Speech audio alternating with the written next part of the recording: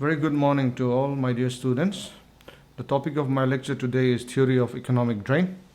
This lecture is essentially meant for first semester students of the Department of History and Ethnography, Mizoram University, who are taking Economic History of India as their specialized course. Economic History of India is one of the most important component of Indian history, and we will discuss how almost 2 centuries of British rule had devastated and ruined the economic fabric of India.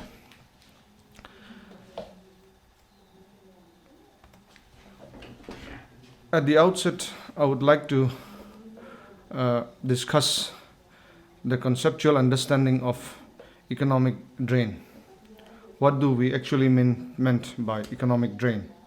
Economic drain is basically one-way flow of economic resources. In other words, the constant flow of national wealth, resources, income from India to England.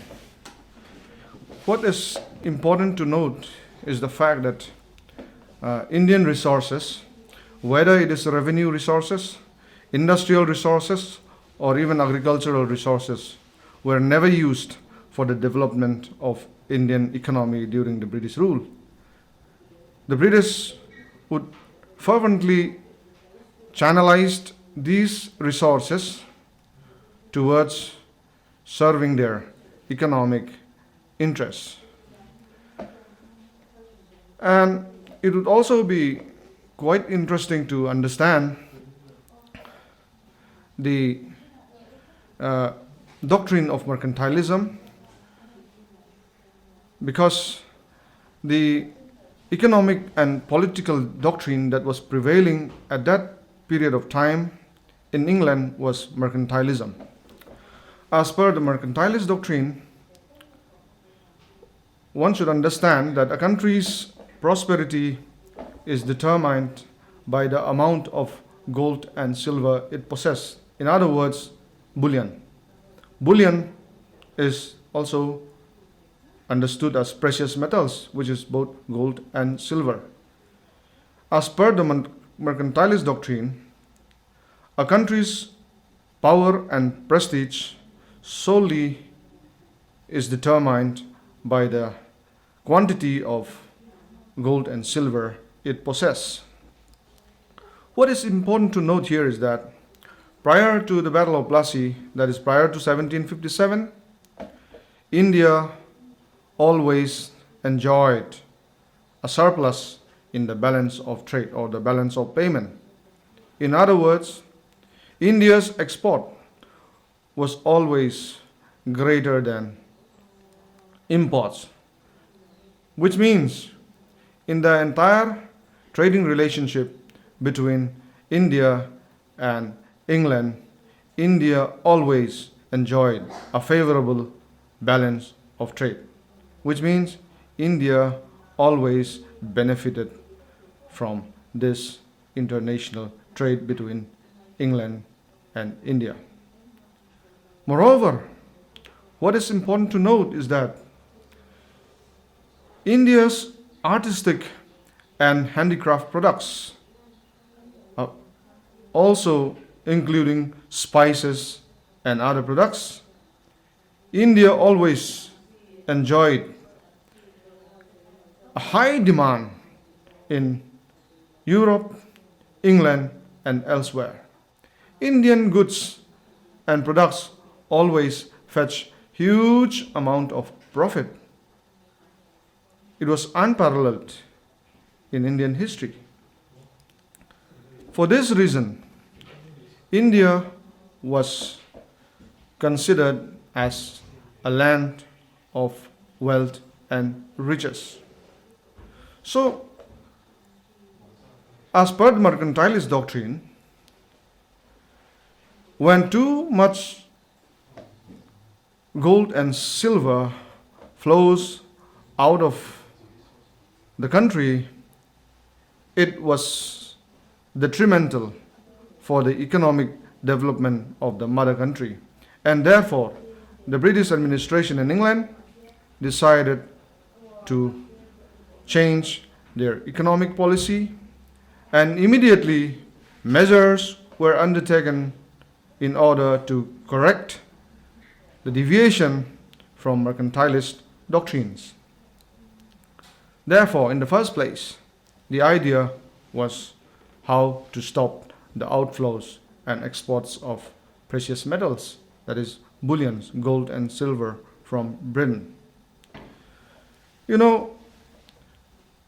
Therefore, in order to stop the outflow of precious metals from Britain, they have to devise a mechanism, a method, and this method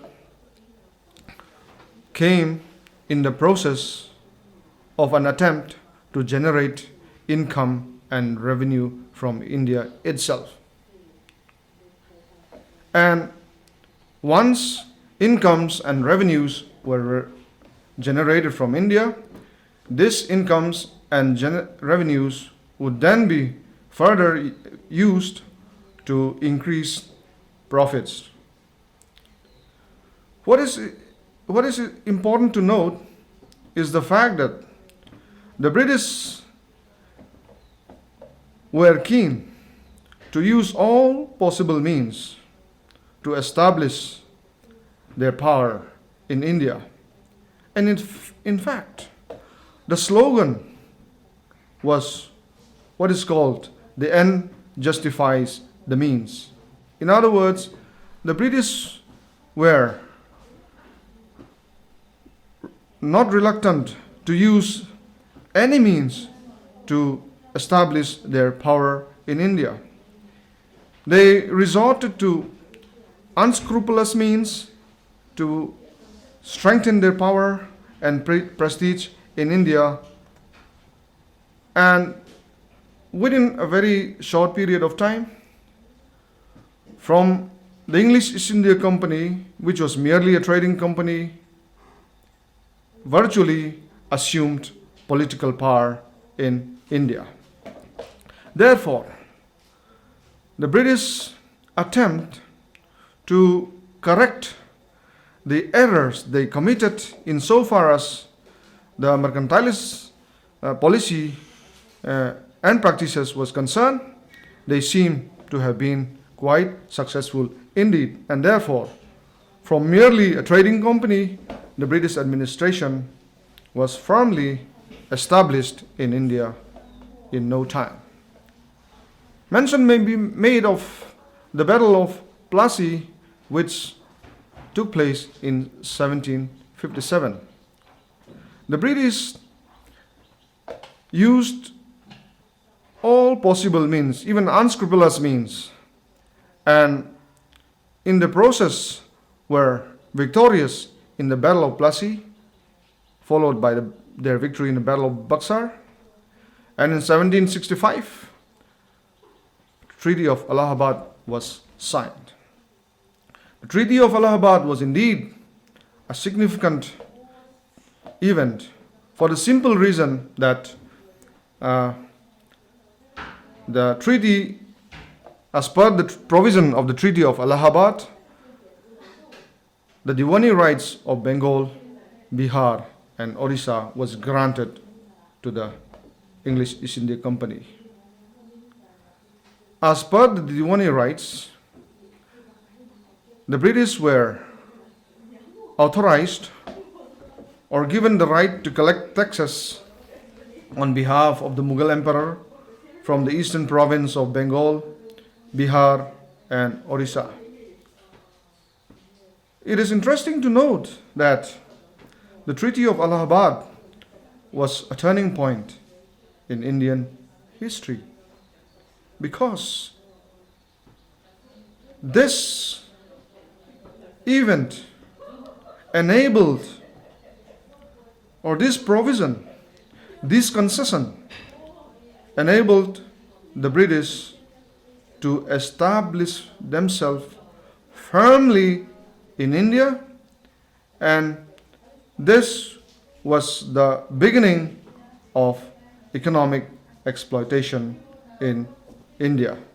There was no turning back for the British henceforth.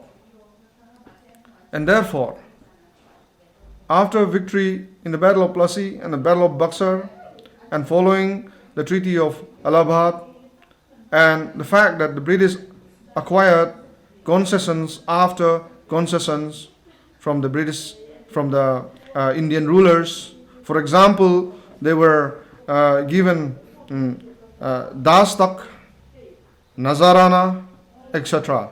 These were concessions and gifts given to the English East India Company or the British administration by the Indian rulers, which really helped the British in exercising and cementing their authorities and rule in India.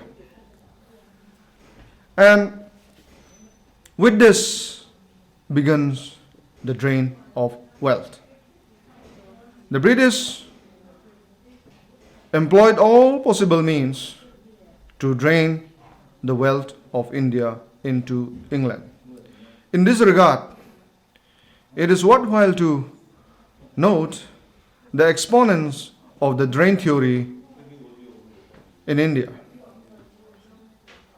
Mention may be made of the person like Dadabhai Naoroji. In fact, Dadabhai Naoroji was the first Indian to discuss the theory of economic drain. His monumental work, Poverty and Un-British Rule in India, exposed and bring into the limelight the true nature of British rule in India. Dadabhai Naoroji tried hard to bring out factual figures and data and amount of drain and of wealth from India. Dadabhai Naoroji was of the opinion that British rule was the reason for the poverty of India. He estimated that the period between 1757 to 1867,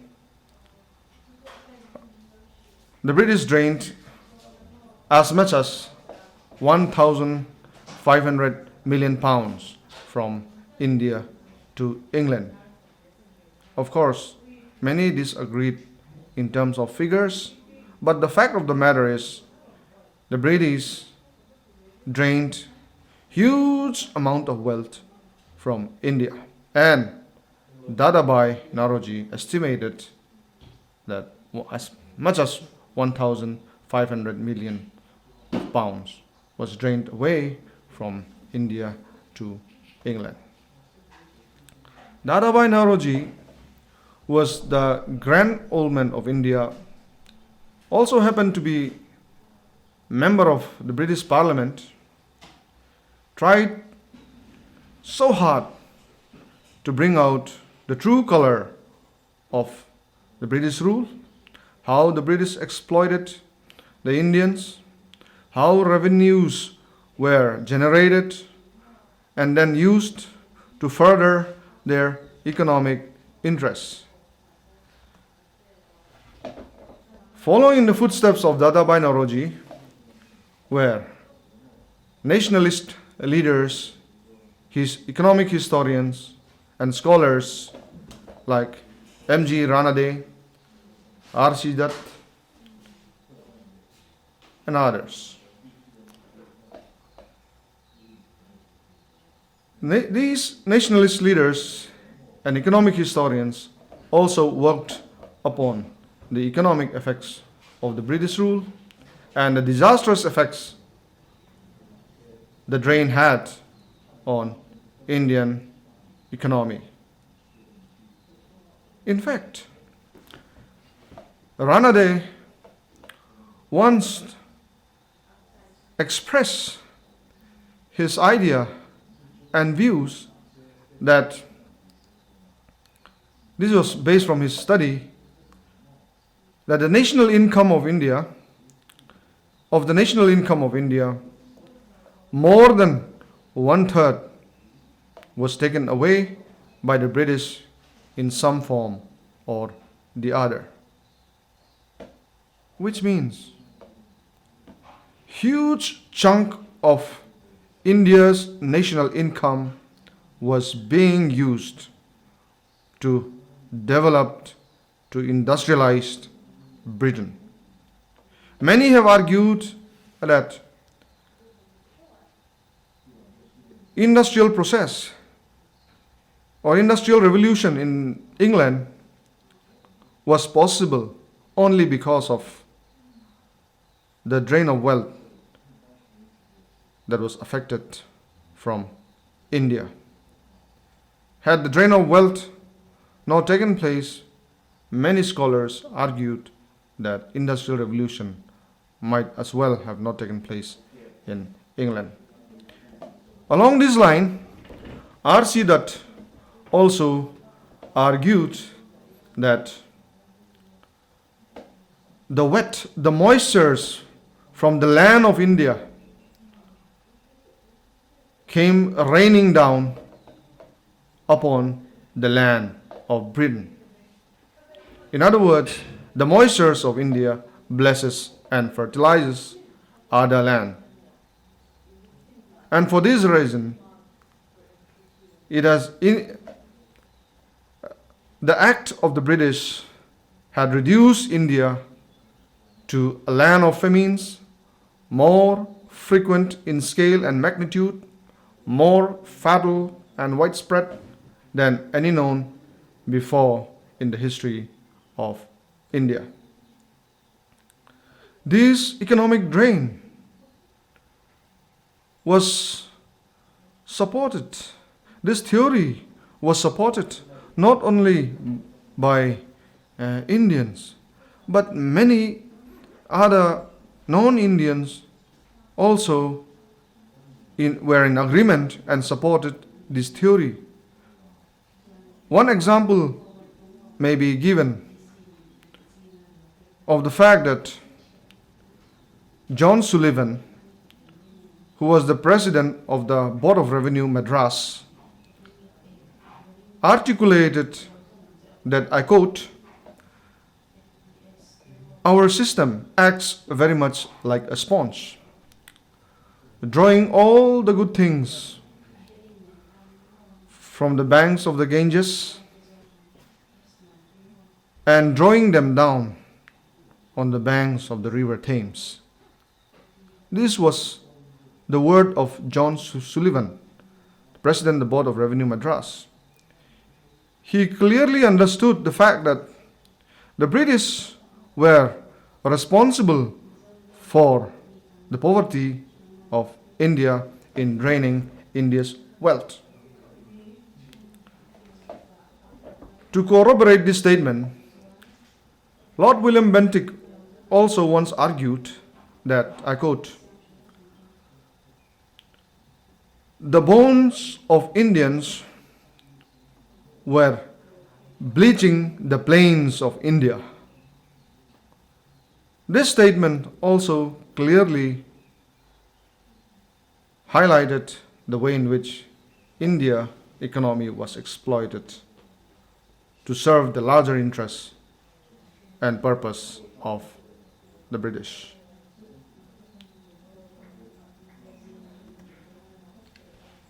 Now, while considering the drain theory, it would be exceedingly important to understand the constituents and forms of drain.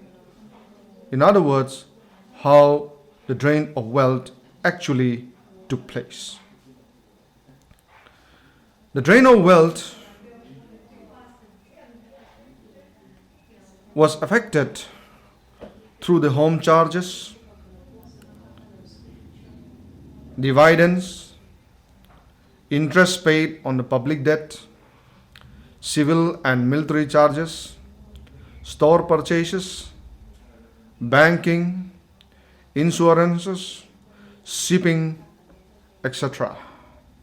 These were the constituents and forms of drain. These were the mechanism of economic drain. Insofar as the home charges is concerned, home charges is nothing but it refers to the expenditure incurred for meeting the salaries, honorariums to the staff, different staffs and personnel of the office of the Secretary of State established in the India Office in London.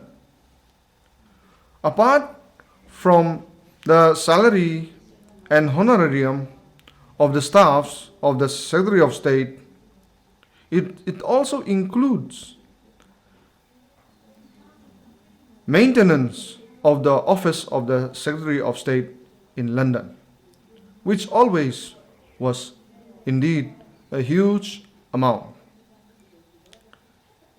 Apart from this, home charges would also include pay, pensions, and training costs for civil and military personnel who ruled India. So all these, together formed a huge component of the drain. Secondly, another component of the drain was dividend. Dividends. It refers to dividends paid to the shareholders of the English East India Company. These dividends were paid and made out from the Indian revenue or the Indian economy.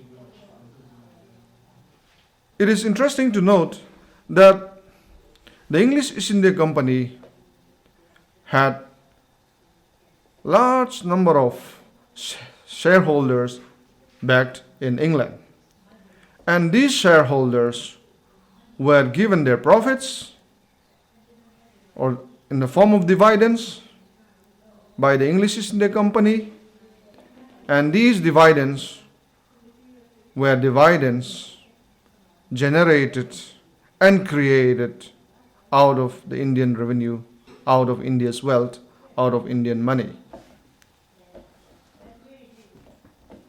Another component or constituent of the drain was interest on the public debt raised abroad.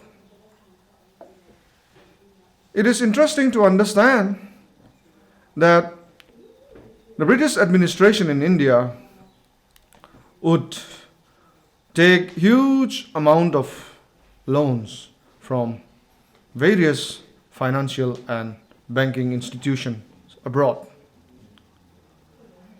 And these loans procured from various financial and banking institutions in England and other places were repaid with huge amount of interest.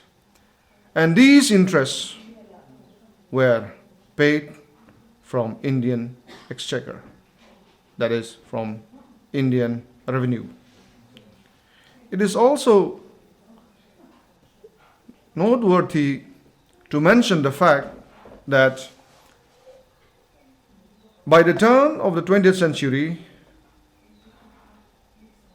as much as 224 million pounds were paid as interest on these loans, and all these were paid from Indian revenue and therefore inevitably form part of the drain.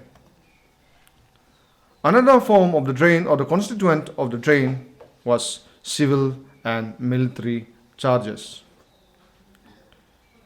In this regard, it may be noted that all important and high posts in the civil and military offices were occupied by the British. It is very important to remember that the Indians were not allowed to occupy important high post or high office in this, both in civil and military offices. And the salaries of the British, both in civil and military offices, were extremely and exorbitantly high. They were paid high salaries. And these salaries formed an important component of the drain of wealth. Moreover, pensions and salaries of civil and military officials were also paid from the Indian revenue. Apart from this, the British officials were also indulged in private trade. Large number of British officials undertook their own private business. As I had mentioned earlier, the British administration were given various concessions, passes, free passes like dastak, nazranas, gifts, and they misused these concessions to serve their own purpose. Many British officials would resort to private trade, taking advantage of the concessions granted to them, like dastaks, not paying any taxes, and in this way earn huge amount of profit. And this also form part of huge economic drain from India. And another very interesting component or constituent of the economic drain was the store purchase. The British administration purchased huge quantities of equipments. For example, equipments for required in railways, equipments in their shipping industries for marine, and of course, most important of all, military armaments, and so on and so forth. However, all these purchases were done in England, and payment for these purchases were also met or done from India's revenue. And this also again formed a huge chunk or part of the drain of wealth. Another form of the drain was banking, insurance, shipping, etc. One should know that these companies and institutions in due course came to be established in various places in India and began to invest whatever capital they could muster, and in due course of time, these institutions and companies were also able to generate huge amount of profits from India, and indeed this also formed a very important and significant part of the economic drain. While considering these realities, however, it is impossible to estimate the exact amount of wealth that was being drained from India to England. Over 100 years, that is between 1757 and 1865, It has been estimated, especially by Dadabhai Naoroji, that 1,500 million pounds was drained from India. In this way, India was bled white. In other words, Dadabhai Naoroji clearly consider Britain for making India an underdeveloped country at that time. He said that the Britishers were bleeding India white, and also their indulgence and activities led to retardation of Indian capital, which means it was extremely difficult for the Indians to accumulate capital. In fact, accumulation of capital could not take place. And when capital could not be accumulated, inevitably industrialization also could not be affected, and therefore leading to slow pace or virtual absence of industrialization in India during the British rule. Dadabhai Naoroji firmly was of the opinion that the poverty and starvation of India was because of the economic drain affected by the British. Coming towards the conclusion, to wind up our discussion on this very important topic, few implications, effects of the drain of wealth may be discussed. As a result of the economic drain,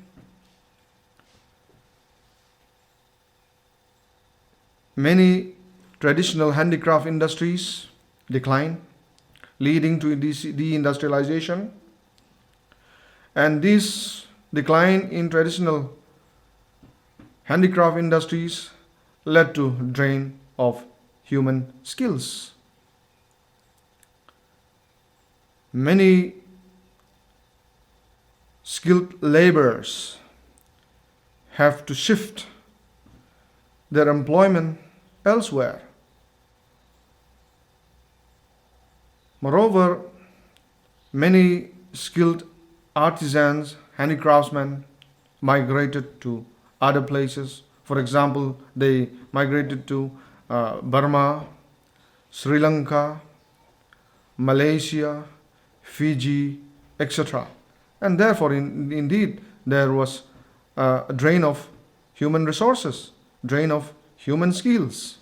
This was one of the most, prominent effect of the economic drain. Another very crucial effect of the drain of wealth was the fact that imports became greater than export. To have a favorable balance of trade, it is exceedingly important to note that the volume of export should always be greater than imports. But however, under the British rule, India's imports was far, far greater than it actually exports. Moreover, the British indulged in luxurious activities, wasteful expenditures, and to offset these wasteful expenditures, the British imposed heavy tax on the Indian farmers. In fact, the tax or income that was generated, money that was generated from tax was never used for India's economic development. Taxation, high taxation, led to rural indebtedness. Sometimes Indian farmers, the ryots, were not able to pay the tax that was imposed upon them, and therefore had to resort to moneylenders, and they came under the clutches and the mercy of the moneylenders, and at times they have to lose their holdings or their land more often than not to unscrupulous money lenders. In fact, their incomes was always more than, tax that was imposed to them was more than their income. In other words, low income led to low demands, as the purchasing power of the Indian farmers, the Indian peasants, was extremely low. No surplus whatsoever was left for them in order to increase their holdings, and the scope of investment was virtually nil. The Indian peasants or the farmers do not have anything left to invest to further their economic interests. The village and cottage industries met their decline. Artisan skill and efficiency was lost. So, increasingly, there was no job, no employment, and virtually all these led to fall back on agriculture, which means pressure on land became more and more pronounced. As a result of too much pressure on land, it further led to fragmentation, division, and subdivision of land. It is in this background that the drain theory became one of the most important aspects of India's economic history. The fact that poverty, scarcities in India was the outcome or the result of the economic drain was indeed a reality which can never be disputed. This fact, this reality, indeed had a long-lasting impact on the Indian economy, and the legacies are felt even in contemporary times, even today. My dear students, thank you so much.